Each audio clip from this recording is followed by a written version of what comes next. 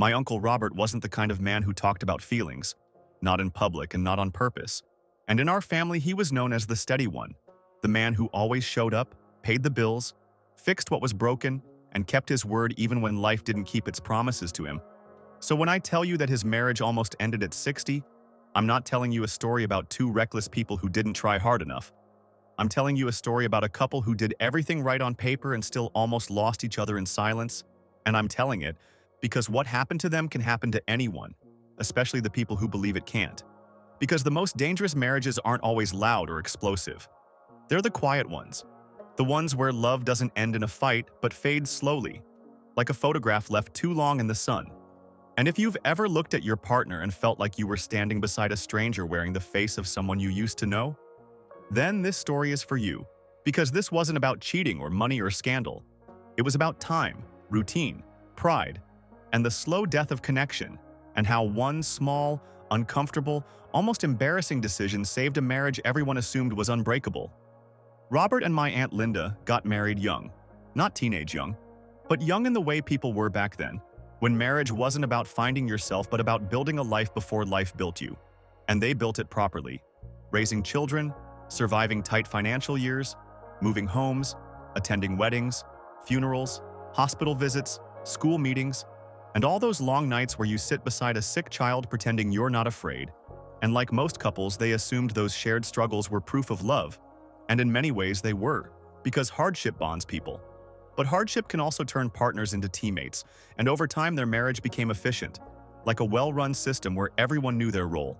And that sounds good until you realize love doesn't live in efficiency, love lives in presence. And presence was what slowly disappeared, not all at once but in small withdrawals. Fewer conversations after dinner, fewer jokes, fewer shared drives, fewer moments of really seeing each other. And no one noticed because nothing was wrong enough to panic. About there was no betrayal to point at, no disaster to blame, just two people growing older, more tired, and more used to living beside each other instead of with each other. And I remember this because at family gatherings, Linda would sit with the women smiling politely, and Robert would sit with the men doing the same. And they looked fine, the kind of normal you don't question, until one day my mother said quietly, "They don't laugh together anymore." And I brushed it off, thinking people calm down with age. But now I understand how easily calm can turn into cold, and how many long marriages confuse stability with intimacy. Because stability is about staying. Intimacy is about arriving, and they stayed. But they stopped arriving for each other. The drift didn't begin with anger. It began with fatigue, because in your 20s you have energy, in your 30s responsibility, in your 40s pressure, in your 50s worry, and by 60 you're left with a strange mix of relief and emptiness. Relief because life is quieter, and emptiness because those loud years were also distractions. And when the distractions faded and the children grew up, they were left alone with the relationship itself. And that's when many couples realized they built a household, not a connection. And at first they enjoyed the quiet. The house felt bigger, evenings longer, but slowly quiet became distance. Distance became routine, and routine became two lives running in parallel. And Linda noticed it in small, humiliating moments, like telling Robert about her day while he nodded without looking up. Not because he didn't care, but because his mind had learned to treat conversation as background noise. And Robert noticed it too when he shared a story and received only a polite and felt that quiet sting of being unnecessary. And both of them carried those stings silently because after decades of marriage you don't want to seem dramatic, you don't want to complain about attention at 60. You tell yourself it's childish, but the need to be seen isn't childish. It's human. And it doesn't disappear with age. It just becomes harder to admit. Then they stopped asking questions, and that sounds small, but it's massive. Because, "How are you?" becomes meaningless when you don't care about the answer. And they cared in practical ways. Bills paid, house clean, duties done. But the emotional part, the part where you feel chosen, began to die, replaced by quiet resentment neither wanted to face. Linda felt invisible, useful, but not desired. And Robert felt like nothing he did brought warmth back. So he leaned into what he knew, providing, fixing, staying busy.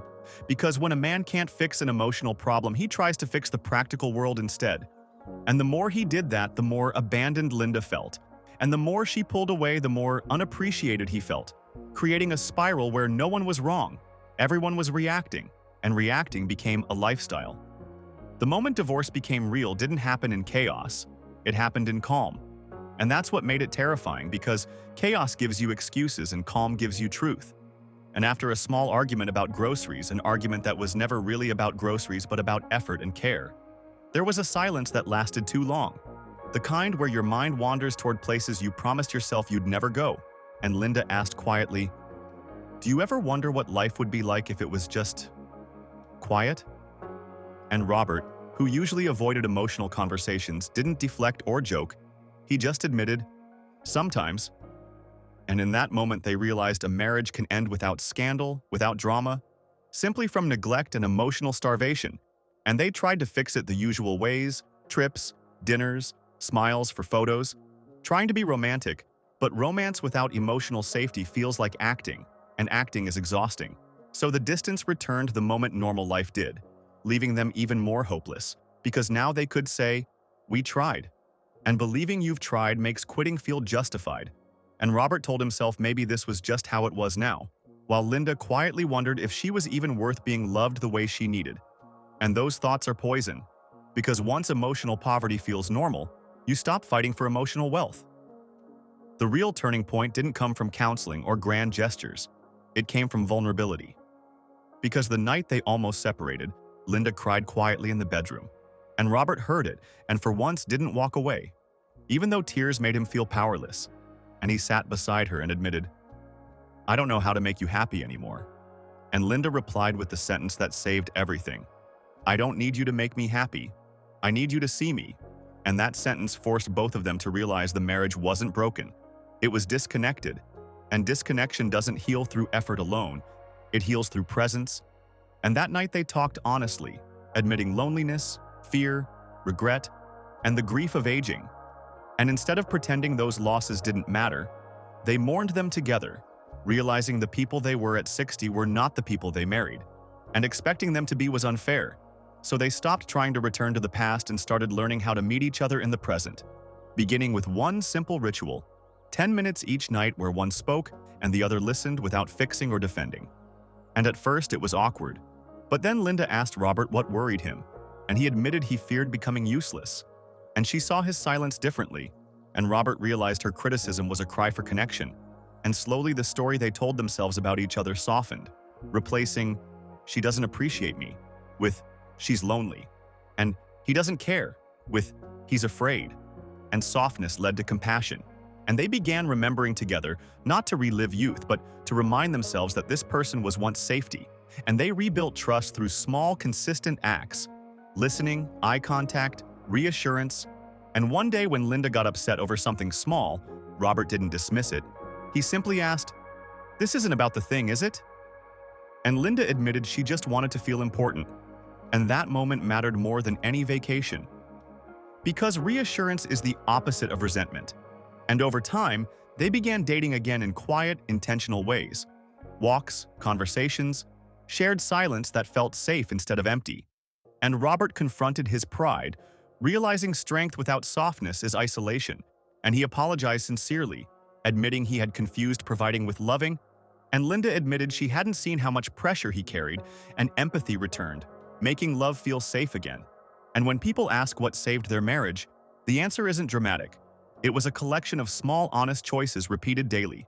Asking instead of assuming, listening instead of fixing, validating instead of dismissing, choosing presence over distraction. And their marriage didn't become perfect, but it became alive. And that's the real victory. Because many couples don't need perfection, they need warmth. And if you're listening to this and recognizing yourself in it, the lesson isn't that love fades with age. It's that love requires intention at every stage. And what nearly ended Robert and Linda wasn't hatred. It was resignation, the belief that this is just how it is now. And what saved them was refusing to accept emotional loneliness as normal, choosing to speak before silence became permanent. Because at 60, they realized something most people realize too late. The person beside you is not guaranteed forever. And if you wait for the right time to reconnect, time will decide for you. And today when our family gathers, the difference isn't loud, it's subtle. Robert refilling Linda's tea, Linda leaning toward him when she laughs, them sitting closer by choice, not habit. And those small signs are proof that humility saved what pride nearly destroyed. And if there's one thing to take from this story, it's this. If your relationship feels quiet, don't assume quiet means safe.